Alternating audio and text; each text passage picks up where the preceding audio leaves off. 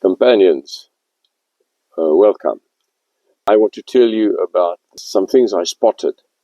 Now, I have been picking up giraffe sign here and there over a few days, but it was usually older sign. But now I found some tracks on a game path that were fairly fresh, like yesterday or so. See, you can see here, there's the front foot and here's the back foot. There were also other giraffe tracks on the same game path. So I decided I would follow them for a bit and see where it leads. I was very lucky because after about half an hour, maybe a bit longer, I spotted them. They had left the path and scattered, and they had started grazing, but I was able to follow them. It's not so easy to follow single tracks, but they have fairly big tracks, so it's not usually a problem.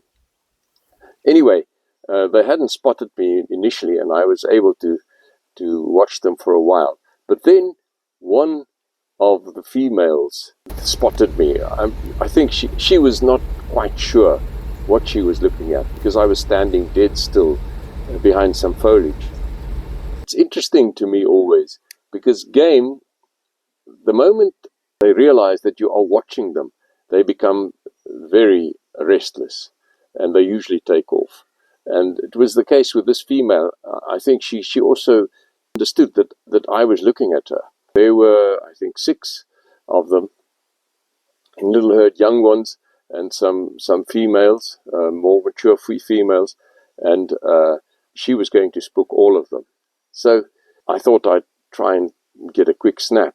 But the moment I moved, she gave a snort, and she took off, and the rest of them, of course, crashed away through the bush. But it was still a very nice encounter, and I enjoyed watching them grazing. It's also interesting, you can see these giant mupani trees here in this that is typical of this area. Okay, so I continued walking, and then I spotted this. Now, what caught my eye was that it was a fairly fresh hole, maybe a few days or a week old. It was about the size of my index finger, and it had these kind of frayed edges, like it'd been chiseled out. And initially I couldn't place it. What on earth was it? Usually things that make holes in wood do it in dead wood, but this was a live tree. It was a terminalia tree, and couldn't place it. But I eventually decided it had to be a carpenter bee because the size of the hole was right for it. It's the only candidate that I could possibly think of to have made this hole.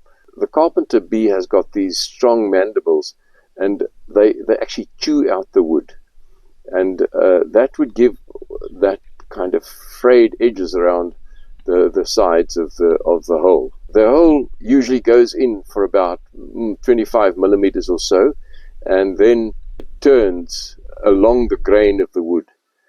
So it would from there go up or down. Now these bees are a bit bigger than honeybees, in fact quite a bit actually.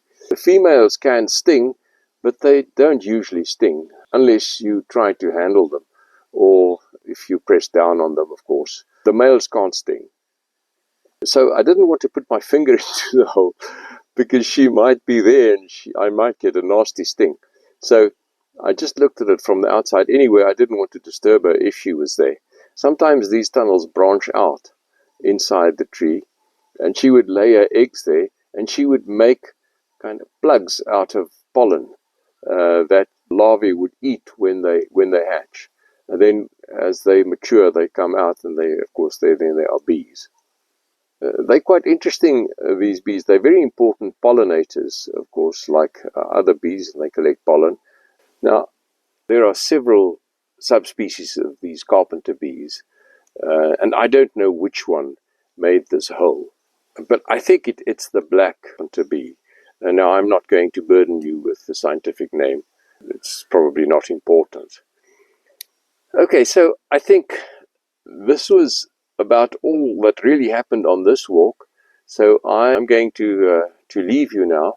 I hope you enjoyed this short little piece about the giraffe and the carpenter bee, and I hope you'll join me again next week. Good luck.